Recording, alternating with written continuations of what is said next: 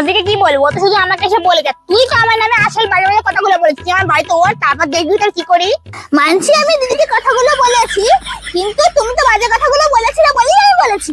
হ্যাঁ, এটা বড় কথা না যে মানবী আমাকে বলেছে, এটা বড় কথা যে তুই আমার নামে বাজে বাজে কথা বলেছিস।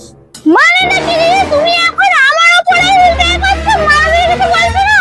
এই তো ছোটরা বেঁচেছে, আমি টুক করে কেটে বলি।